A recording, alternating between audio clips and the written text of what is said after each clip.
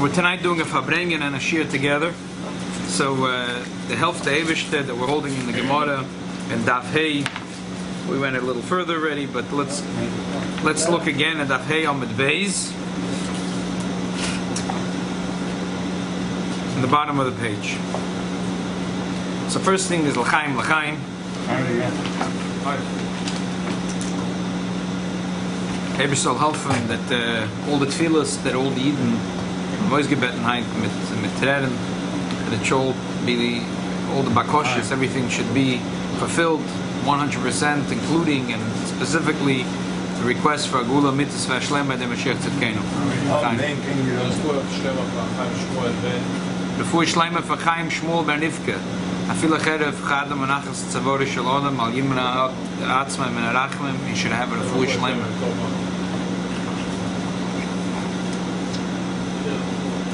L'chaim, L'chaim.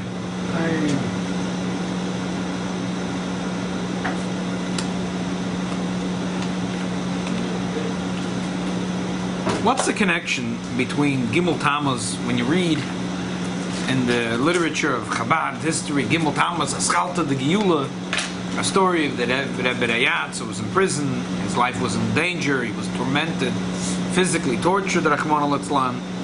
And finally, Gimal Tamuz was Aschalta de Geula, he was let out of prison. And with what we're dealing today, which is doesn't look like a Chag HaGeula as of now. For sure, when Mashiach will come, we're Daf Hey Amud Beis.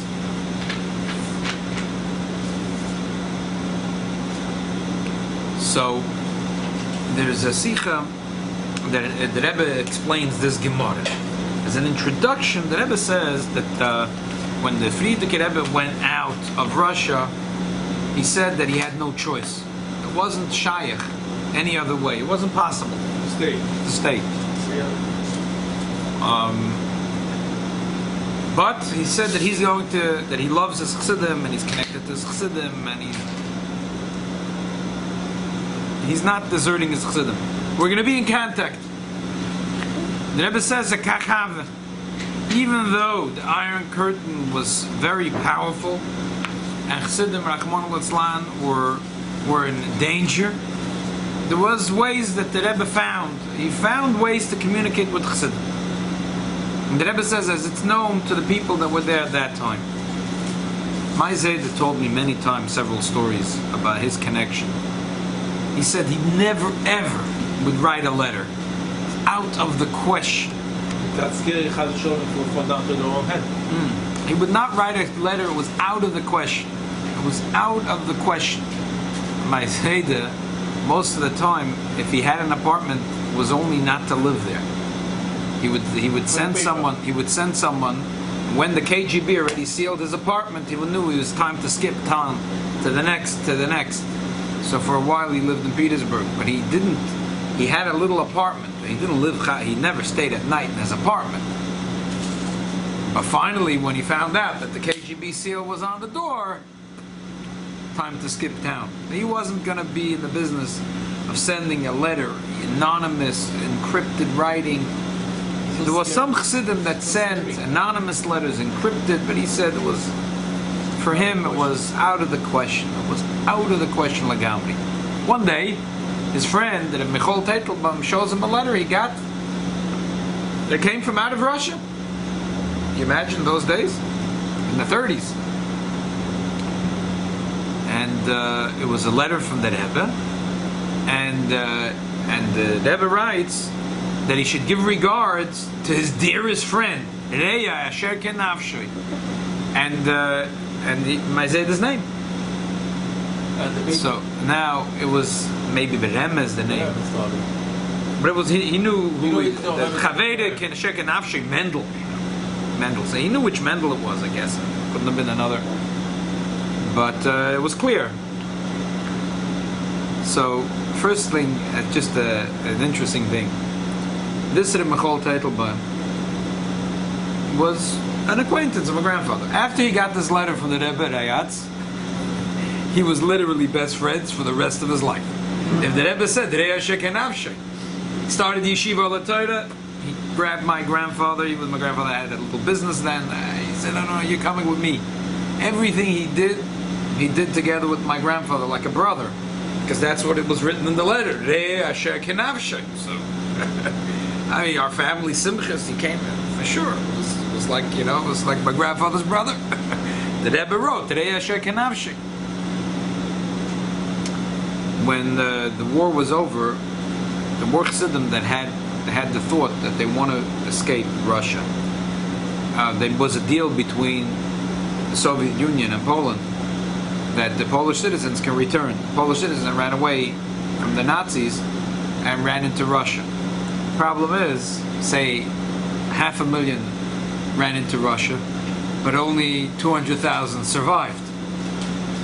That didn't really look good for the Russians. Natural ratio, even famine, or shouldn't be, that every 2.5 people, died. So they looked the other way when people were taking Polish passports, falsifying the pictures and the stamps, and going out as if they were Polish citizens. The thought was, as long as 400,000 people crossed the border back out, so they say, we kept the deal. 500,000 Poles came in, 500,000 went back out. Not the same people, but the Russians didn't care. So it wouldn't be an outcry. There were many chassidim that really wanted to use that opportunity to get out of Russia, but there was also danger. Right after the war, they felt there was too much chaos and that it would be safe. Unfortunately, a lot of precious time was wasted debating if it should be done or should not be done. The project only went underway maybe more than a year after the war was over. So by the time the project was underway, Russia had already reestablished a strong grip on the border, and unfortunately, many chassidim never made it. A lot did make it across the border. Many didn't. For those days, even in Soviet Russia, it was unheard of to arrest a woman. Yet was one famous woman, the mother of the famous, who was now the grandmother of all the famous shluchim, the Kaplarski family, for example. They were called her Mumma Soda, and she was arrested, and unfortunately she died. She died in jail. Many chassidim didn't make it. My Zayda had this itch; he wanted to go, but again, his friend got a letter from the Frierdiker Rebbe. What Mendel thinks is the correct thing to do. So my Zayda never wrote, but he got answers. The Rebbe said that anyone that was around knows that there was a communication. So the Rebbe explained, why would you think that the communication can happen only when there's a physical barrier? The Chazal say, the other way of chai. But if the Rebbe found a way to communicate over the Iron Curtain, and he knew what the chassidim were feeling and thinking, he knew the questions they had, the problems, the issues they had, and he was able to answer them. So, also now the Rebbe said that my father-in-law has a way to communicate. So the Rebbe's communication with his father-in-law is good, but what's negated to us is that for sure that this Gimal Tamuz, that we go to the Tzina Kodesh, the Rebbe will find a way to communicate with us. Father, that the Rebbe knows the nisyonos that we have and how we work hard to break through these nisyonos, and the difficulties we have and the brachas that we asked for, and for sure that the Rebbe will find a way to communicate with us. L'chaim, l'chaim. This brings us to the Gemara here in Daf Heyamid Beis. The Gemara says that the first of the big lines, Amar le'hochi, Amar Rabbi Yochanan, Yaakov Avinu Amar le'Beis. Yaakov Avinu didn't die. Amar loy v'chi b'chdi, softa softanaya, v'chonto chomtaya, v'kobra kobraya.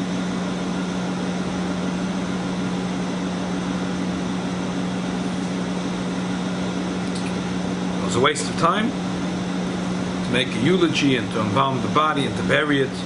Amar lemikra nidoyre shenemar va'at al tira abdi Yaakov nu Hashem v'alteichas Yisrael ki hineni Mashiach merochik mezaram vezarachem eret shivyon ma kishu lazare. That the Eibishter says to Yaakov that fear not, I will bring salvation and your descendants from the land of their captivity. So just like which descendants are we talking about? The ones that are alive, because the ones that are not alive are not in Golus. Only the Gufim went to Golus, not the Neshamas went to Golus. So Mazare B'chaim Afu B'chaim. So Zare B'chaim is Hu B'chaim. That's what the Gemara says. So Sashgoch Al Yoined, as I said, we're learning this Gemara on the Tuesday night Shir. So we had one pshat and a second pshat, and now we're going to get to a third pshat that the Rebbe has in this Gemara. Not a different pshat, on a deeper level, to answer another question. So what's the question is, when we say B'chaim, what do we really mean? What does it mean, the Hu B'chaim? Is the pshat that the Gemara means now, Ki'ilu, it's Ki'ilu is B'chaim, because there's many pshatim, Tafheim with the base, first of the big lines. There's many pshatim, what does it mean? So, but the Pashta pshat in the Gemara is that it's not Ki'ilu, that it's mamish that way. And like the Ramban says, that this is similar to the story of Rabbi Yaakov, that she was able to come back home and make Kiddush for his family. It says, mamish is B'chaim. Shabbos, so what's the pshat? What's the pshat? What's the tak of the pshat? What's the tak of the pshat? What does it sound so ridiculous? What's the tak of the pshat? What's the tak of the pshat? So what's tak of the pshat? The answer is like this. The Alter Rebbe wrote a letter, and it's in Simach Chav Zayin, in the Geras HaKodesh, to be Menachem, the Yidden and Eretz Chassidim moved in Eretz Yisrael, and they moved with the Tzaddik, Menachem Mendel and a dog, the Priya Oretz, who's buried now in Tveria. There's many the Chassidim that are buried around him. And when he died, it was a terrible blow for the Chassidim that lived in Eretz Yisrael. The Alter Rebbe wrote them a letter. The Alter Rebbe says that you see in the Talmud, when someone passes away, he says, Shavak Chaim L'chol Chai.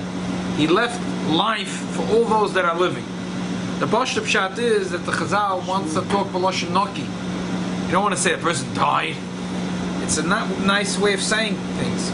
We have to talk B'loshen Noki. As we say, Shavak Chaim L'chol Chai. He left over his life to all those that are living. But Chazal don't lie. It's an exaggeration. What do you mean he left over life to all those that are living? He passed away in Gandik.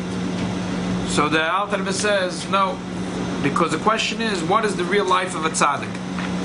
The real life of a tzaddik is three things: Amunah, Ava, and Yireh. And the Alter Rebbe brings psukim to prove that that's the real life of a tzaddik. Amunah is Hashem, Ava is Hashem, Yireh is Hashem. This is the real life of a tzaddik.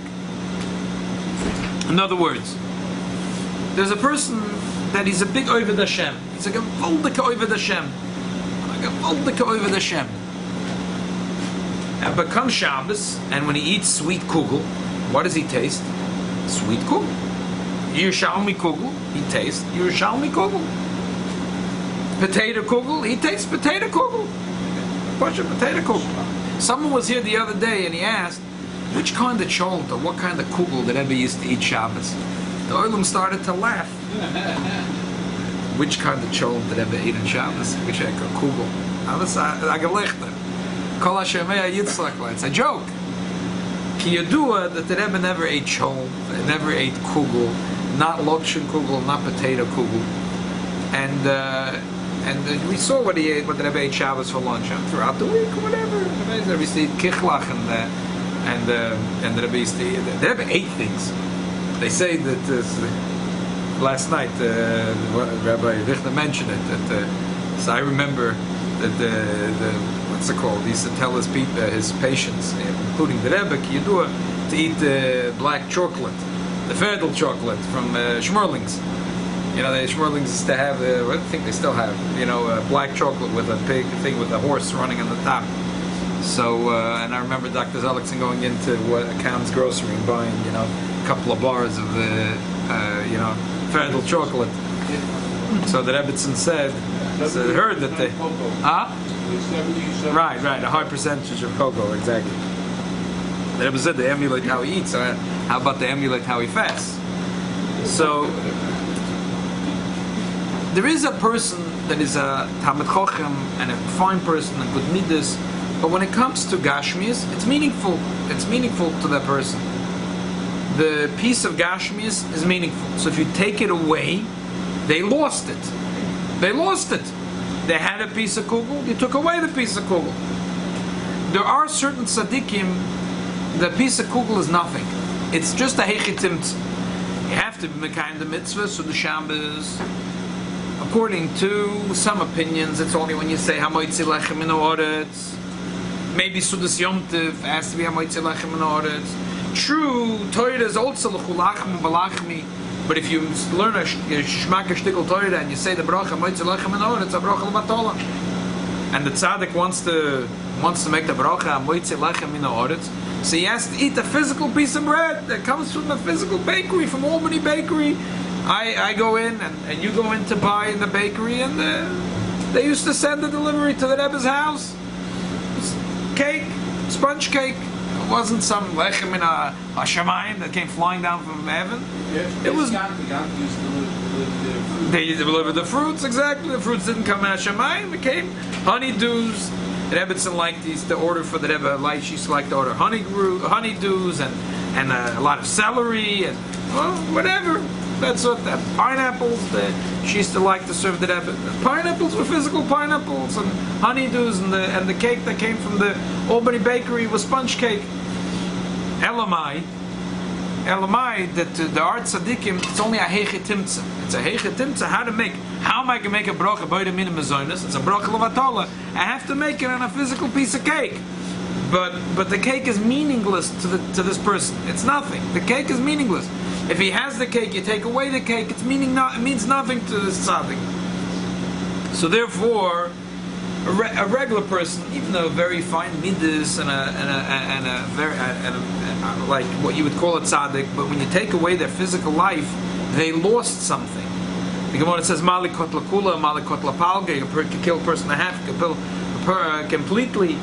But there's something changed from. Maybe they're going to Alam Haba, something better.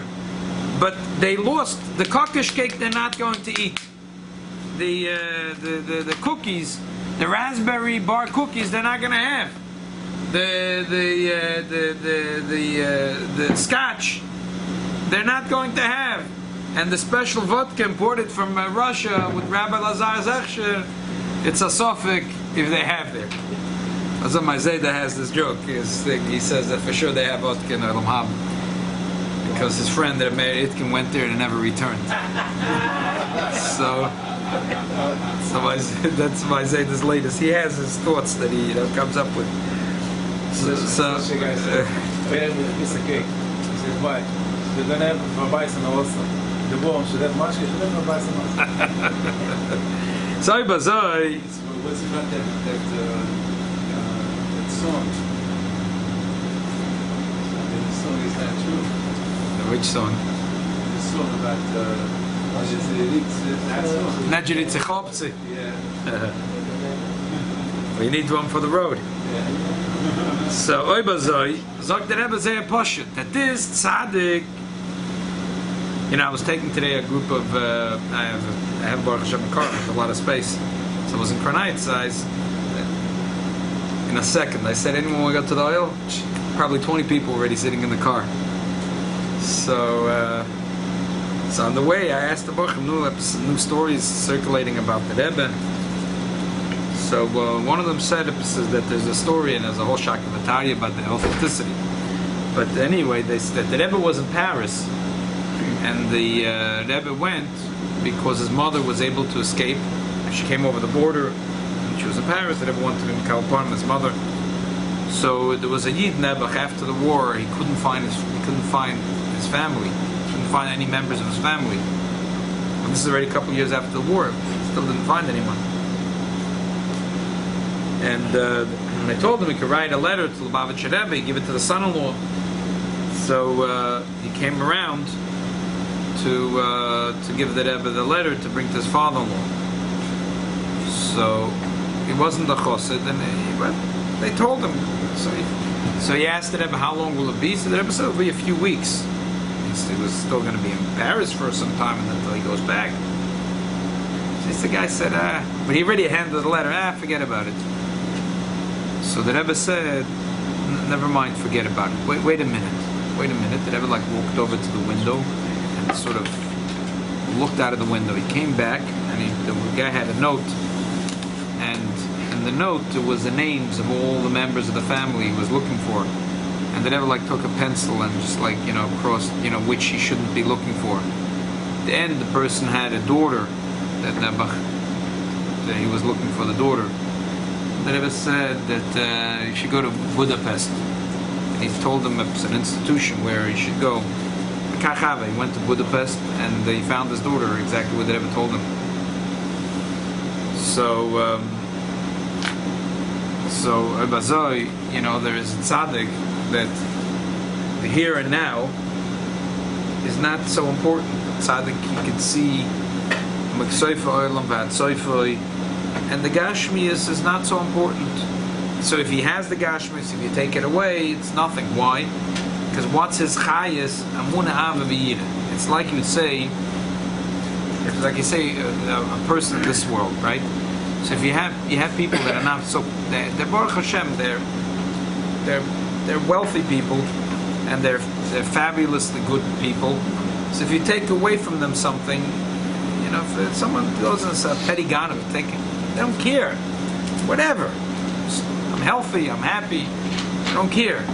And then you have someone that's he doesn't have much. You took away his little jalopy car, but that's what he uses. That's to get around. And he's really angry, and he calls the police, because you took away this is his whole chayas. You took away his car, this is his vehicle. So there is a tzaddik which anything that's gashmis is meaningless to this tzaddik. So the only thing that's meaningful to the tzaddik is amunas Hashem, avas Hashem, and yiras Hashem. And therefore, the fact that he has gashmis, doesn't have gashmis, to this tzaddik is meaningless. So such a tzaddik is loy meis, he can't die. What did you take away? It's like changing a jacket. Today was wearing a black jacket, tomorrow wearing a white jacket. It's meaningless. That's a pshat loy meis, because his chay is, what's his life? His life is not the kugel, and not the cholent, and not the fruits, and not a car, and not a house. It's the avodas Hashem. So avodas Hashem could be in this way, and it could be in that way. It's amuna ava v'yida. He only needs the gashmis, and even amuna ava v'yida, you need to have a gashmis in order to have, because the Friedrich Rebbe said, just like physically, when they scan people's hearts and brains that are active, you could see a brain that's active. Recently, everyone was showing each other on YouTube this doctor who was involved in the Rebbe's health at the end when the Rebbe was sick, and he said that the Rebbe's brain was something unique, and never seen something, whatever. Bottom line is, you see that people that use the brain, you see in the brain when they test the brain, do a CAT scan, whatever it is, a test. Exactly. So they or the heart. You could see a person that smokes, a person that's emotionally distressed. So you can see it in the Gashmis like a heart. Ki yadua, that the halachas of when you take out the lung of a cow, that there's a way to test if the lung is shrunk. If it was because it heard koilus abrokim, because it heard the natural noises, or a human being had frightened it because it saw another cow being slaughtered, for example. So the Rambam says it's a simple test. You put it in warm water and you see if it was bidei shemayim, eventually the lung is gonna unshrivel. And if it was bidei adam, because it saw another animal being slaughtered, that lung is never it's gonna stay shriveled, and therefore it's treif. So therefore, also avas Hashem, yiras Hashem, and amunas Hashem, He needs a physical heart because that's what the Eibishter wants. But because the Eibishter wants him to have now a physical heart. And verkehrt, the Alter Rebbe says that when the tzaddik is alive, in order to get a little piece of the tzaddik, that where is his amunas ava and yida? It's connected to his physical heart and brain. So you have to meet the tzaddik. You have to go and travel and meet him. The tzaddik doesn't have 24 hours is not an elastic. So the tzaddik, there's a certain amount that people can get a hold of him. But now when he doesn't have that bolus of a body, so all the neshamas that have a connection to the tzaddik have even more opportunity to get from his real life. So that's Pshat Yaakov Avinu Loi Meis. Because Yaakov Avinu, the Gemara says, Mazare b'chaim, afu b'chaim. What's Pshat Mazare b'chaim? How is it possible in a generation when Jews are living among Egyptians that they should raise children that are b'chaim, that are lebedik? They're living in a decrepit society and they're beautiful. They're davening and they're learning and they're chassidim. It must be that the generator behind these people is a tzaddik, which is gashmis is meaningless. If it was a nice Shana Yid, but also the kugel is important to him, he couldn't have inspired a generation of Yidden in Mitzrayim for 210 years. They should all be b'chaim. So if he would manage to inspire such chassidim, such talmidim, such Yidden, it has to be that who b'chaim. That's what the Gemara is saying. And that's a pshat for every tzaddik, that it's at that level, that the gashmis is nothing to them. And the whole thing is Amunah Hava V'Yida. So for them it's the same thing like by Yaakov Avinu, that it's Loi Meis. So why is it important to us so L'meila, we understand the connection between the first Gimal Tamuz and today's Gimal Tamuz. The Chabad was celebrating Gimal Tamuz was a Yom Tif, was a Schalta Gula. What's the relevance to us today? The relevance is simple. The relevance is just like the Rebbe said that the Gimal Tamuz was a great thing. Friedrich Rebbe went out of jail, but he had to leave the country. He was able to communicate still, even though there was a barrier, a gashmizik, a barrier. Years later, he was able to communicate with Chassidim. So same thing this Gimal Tamuz. That for sure that there's a connection, and the Rebbeinu Shalom will not allow us to be alone, and the Rebbe is going to be with us, and the Rebbe can see our nisyonis and our difficulties, and the difficulties that we have in Avodas Hashem, and the sure Avodas Hashem we have to do on our own, but the Rebbe is here to help us, and for sure that all the lists of stuff that we're going to come to the Tzion HaKodesh and request that the Rebbeinu Shalom, that the Geben and the Eivish is going to help, that this should be the last Gimal Tamuz that we spent in Golus. It should be the next Gimal Tamuz. It should be in Yerushalayim HaKodesh. Amen. L'chaim, l'chaim. Rebbe was in Mishi, so the food was a powder. So the Rebbe used to make some food. The person is, you don't have to go to give it to the Rebbe at some time. Like a quarter to 2, and he came to 5 to 2, 10 to 2. How can they know? The Rebbe asked him, what is this? He said, what did you put? He said, it's too late. My time is very important. I have a certain time for food.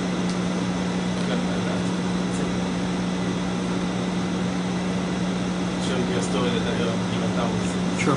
Family in Budapest, in Hungary. So, and they live nice and everything good. But here, there's fire in the house. Thank God everybody came out from the house, but one little girl stayed in the house. The parents run. By the time we get her, she got told very bad. They rushed to the hospital, and for 2 weeks straight, they couldn't go home. 24/7, they stayed with her for 2 weeks in the hospital. Told she was stable and much better. They felt, let's go home, take a shower, change clothes, and come back to the hospital. Kahave, come back to the hospital, the girl is not there. Where's the girl? At that time, there used to steal a lot of people, keep and sell. Russians stole the girl and sold it. They try here. For a long time, they tried to bribe it. Garnish, zero. They decided to make aliyah, so they make aliyah. And the brother decided to go to yeshiva. And he did very good in yeshiva. You know, well, and it was very good. Wasn't feeling so good. Went to do a checkup. Well, it's not yet a machla. So like they lost a daughter, and here there was now a son. So he told his parents, I know this is about Rebbe, I'm going to them. You know, like Yaakov was sending Yosef, you know. So he wanted to send Binyamin now. I'm scared already, I lost one. So the same story, you know. But the parents know there's no horse could heal him with this. So he went to Step 70, he was waiting a line Sunday, and he passed by the Rebbe, and he says that I have been a machle, and I'm asking for work for a Rosh Hashanah. So the Rebbe told him, זה הכל יעבור, everything will pass. Then he stopped and told the Rebbe, I have a sister we're looking for many, many years, and we don't have any results. There was in Tafshin Nun. The Rebbe told him, in Tafshin Samach, it's going to be a year of Nisim. That's it. Went back to the soil, went back to yeshiva, and like the Rebbe says, the Machla went with no explanation how, what. He went to do the exam again, the Machla went, and he got married, and he built a family, and everything was good. And like the Rebbe says, 10 years later, he was looking for a person to clean his house. So there's a place where a lot of foreigners standing, and people come and say, well, you want to clean my house for a couple of dollars. Find the lady. She started working for him, and then she said that I grew up in a church in this, but my mother was Jewish. How do you know? She said I have a picture with my mother when I was a little kid. So the picture, he said his mother. I said his mother. So he called his mother and said, listen, this happened. He said, pick up her shirt in the back, and she's a mark, however. Told me if you see this mark. And yes, he did. But again, that's the daughter. This is 10 years later. Tafshin Samach. You find his sister. L'chaim. Last year, Gimal Tamuz time, there was one of the magazines had an article, beautiful, I think it was Mishpacha magazine, a very choshev yid that lives in the tri-state area. Very choshev Talmid Chacham, a wealthy businessman.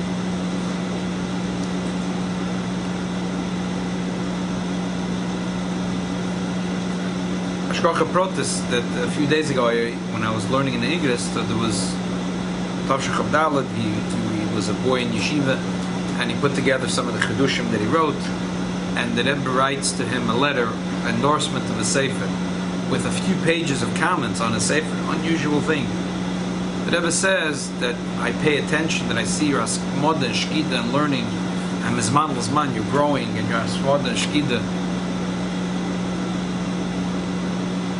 But I remember my grandmother used to say about this individual that he was not such a ay boy when he was a kid, you know.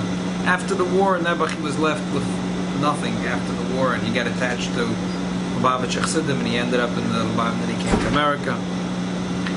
But, you know, by the Rebbe there was no such a thing. You know, what his status was, how choshev he was. You know, a boy was trying to learn, and the Rebbe gave him such incredible encouragement. It's just half level. You think the Rebbe is writing to one of the Goinei Eretz. So Ashkoch El Yoined, I mentioned it the other day by Shalashudas. There's a very choshev Rov in Eretz Yisrael, Reb Shimon Elituv. And he's, you know, from Lubavitch Askoni. He actually became an official rabbi of the area around Yerushalayim a couple of years ago. So I had an interview with him, and he said that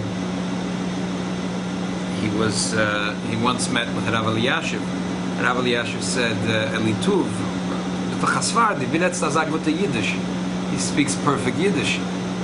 So he said, I learned in Lubavitch, and by us in Lubavitch, there is no discrimination between Sephardi and Ashkenazi. And he said Rav Eliyashiv broke out in such a laughter, unfortunately, this came at a premium to those that know Chabad history. Chabad established yeshivas in Eretz Yisrael. Rabbi Rashab established, Todas Emes, and in Hebron, and Yerushalayim. But there was no Lubavitch kids. There was Lubavitch infrastructure. On the other hand, there were a lot of Chassidim, a lot of Fruma families that came after the war, and they had no infrastructure. They had kids with no infrastructure. Chabad had an infrastructure for education, didn't have any kids, So a lot of the Chassidish families sent their kids to Todas Emes. The other day I asked my brother, why is it that your father-in-law was Meir Shorim family, Choshev Meir Shorim family, he went to Lubavitch. All his younger brothers didn't go to Lubavitch. Why? So he said, you don't know? I said, no, I don't know. He said, my father-in-law went to Lubavitch, but at that time, there was a lot of Sephardi Jews that came to Eretz Yisrael. 53, 54, 55, 56. And a lot of the yeshivas didn't want to take in. Unfortunately, till today, there is a thing. If you saw one of the yeshivas recently had in one of the magazines an interview, it was like an infomercial. So they said, we don't have any quotas against Sephardi boys. It just happens to be we don't have many, but we don't have any quotas.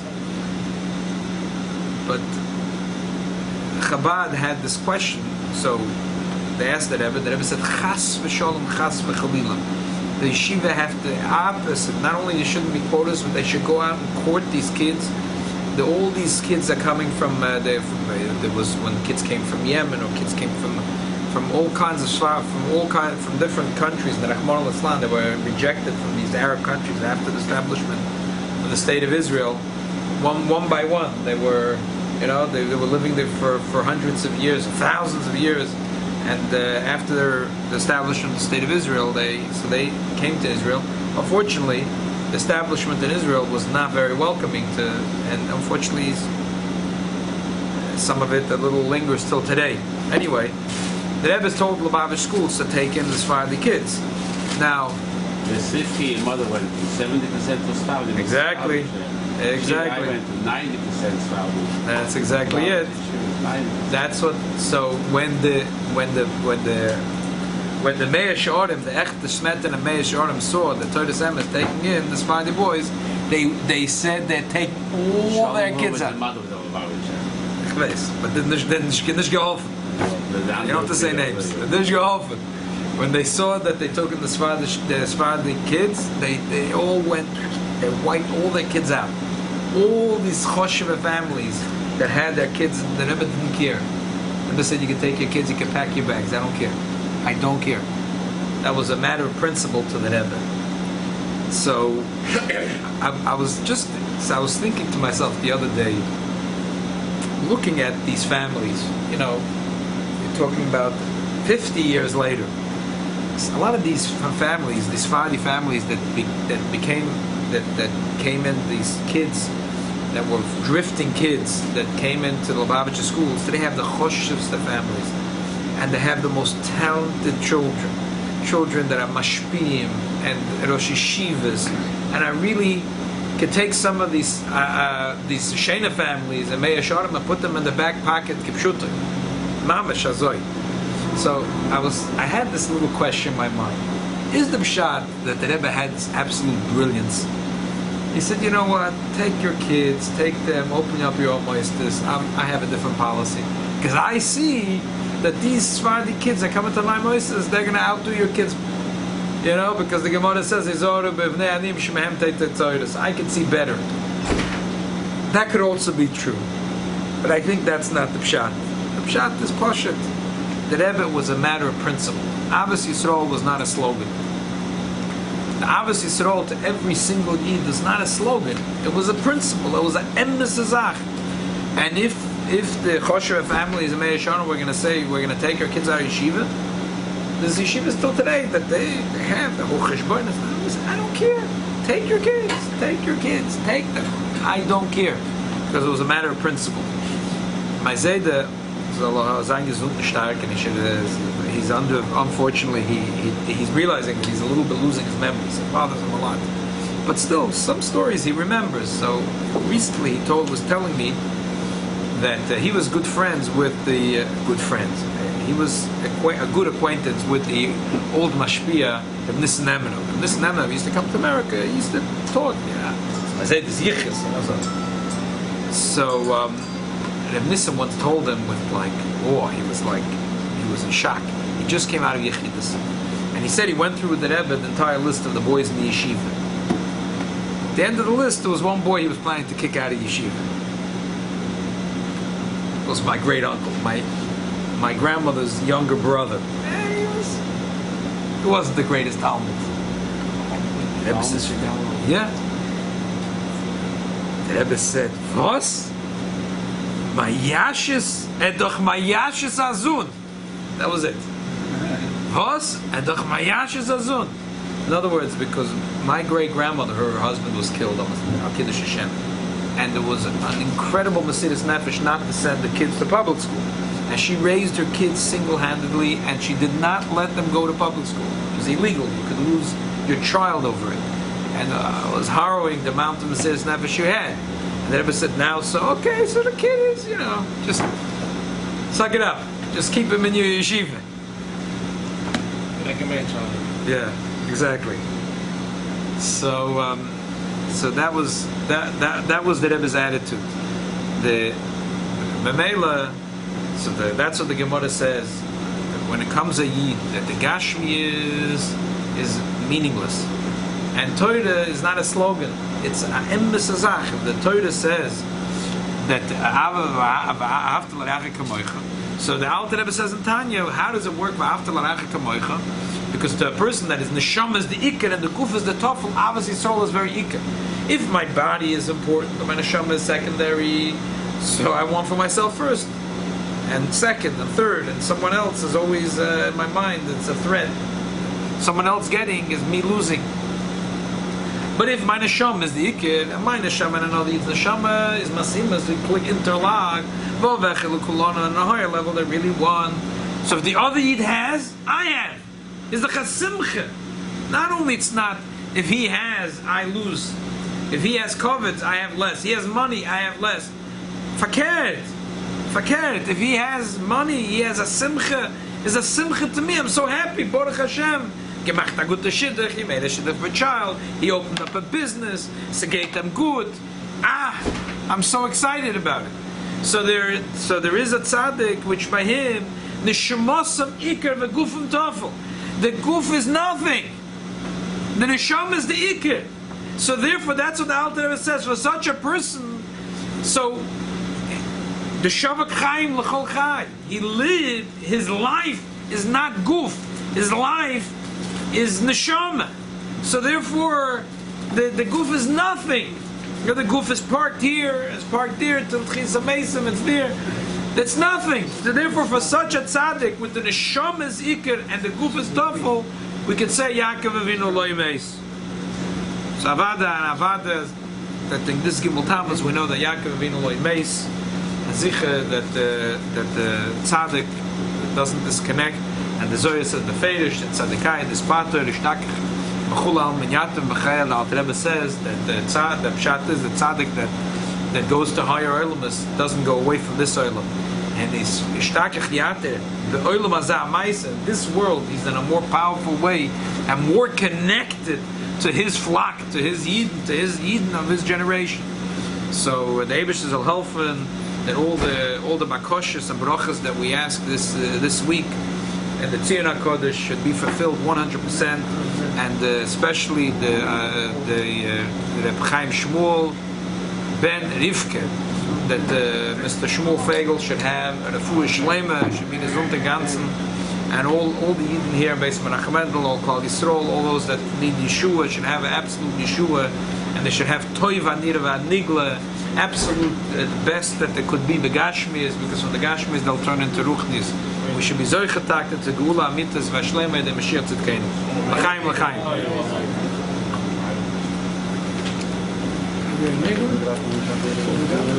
Sure. Lecha